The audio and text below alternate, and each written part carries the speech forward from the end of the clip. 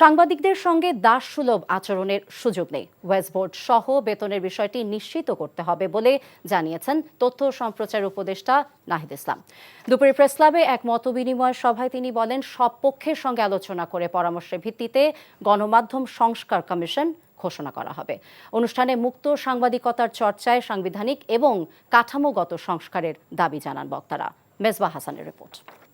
নিশ্চয়ই এক এক রকম অভিজ্ঞতা যারা মাঠ পর্যায়ে রাষ্ট্রের চতুর্থ স্তম্ভ হলেও গণমাধ্যমকে স্বৈরাচার শেখ হাসিনা সরকার যেমন বশীভূত করে রেখেছিল, তেমনি মালিক পক্ষের নানামুখ চাপে মুক্ত সাংবাদিকতা করতে পারেনি দেশের গণমাধ্যমগুলো। রয়েছে অন্যায্য বেতন কাঠামো থেকে শুরু করে লেজুড়বৃত্তি সহ নানা অনিয়মের অভিযোগ। গণমাধ্যমের এই অবস্থা কিভাবে উত্তরণ সম্ভব তা নিয়ে এই আলোচনা ছিল মিডিয়া সাপোর্ট নেটওয়ার্কের। সভায় বক্তারা বলেন, গণমাধ্যম সংস্কারের জন্য সবার আগে প্রয়োজন নিরাপত্তা নিশ্চিত ও ডিজিটাল সিকিউরিটি অ্যাক্ট বাতিল করা।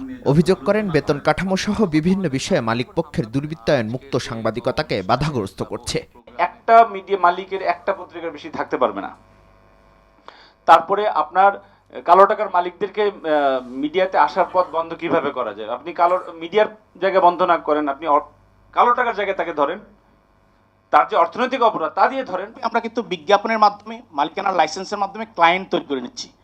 এইখানে আমরা অনেক ধরনের সংস্কারের কথা বলছি, শেষ পর্যন্ত গিয়ে আমরা মালিকানার সংস্কারের কথা বলছি, কিন্তু বাংলাদেশের মিডিয়া ইকোনমি কন্ট্রোল করে কিন্তু গুটি কয়েক বিজ্ঞাপনী সংস্থা। দেশের যে কোনো পত্রিকায় কি ছাপা হবে না হবে তা যেমন রাজনৈতিক হস্তক্ষেপ ছিল, তেমনি আরও বেশি ছিল বিজ্ঞাপনী সংস্থার হস্তক্ষেপ।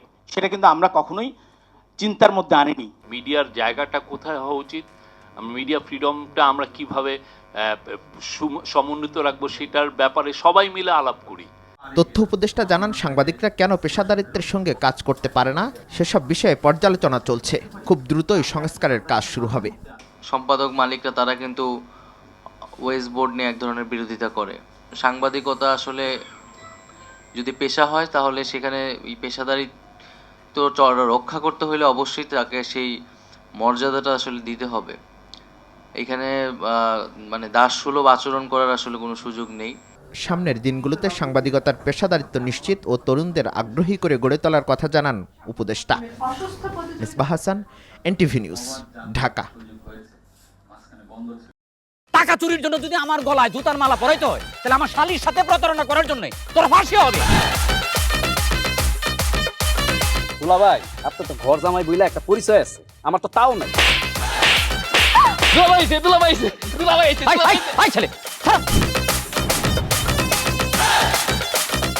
রাজনৈতিক ফ্যামিলির মেয়ে হয়ে ওই কাজ করবে। যারে পাবো আরে পিটাবো, রক্তের নেশায় ধরছে, রক্তের নেশায়, কাঁচা রক্তের নেশায় ধরছে। তোমার এই পলিটিক্স আমার বাম পকেটে থাকে। তোদের বউরে ঝামেলা পাকাই। এই বেটাই, আমি তখন বিয়ে করিনি।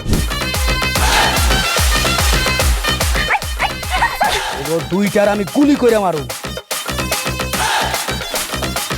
মাসুদরা কোনোদিন ভালো হয় না। আপনার পোশাক আশাক দেখে কিন্তু আপনার তালুকদার বংশের লোক মনে হয় না আব্বা, আপনার মনে হয় যে আপনি ফকির বংশের লোক।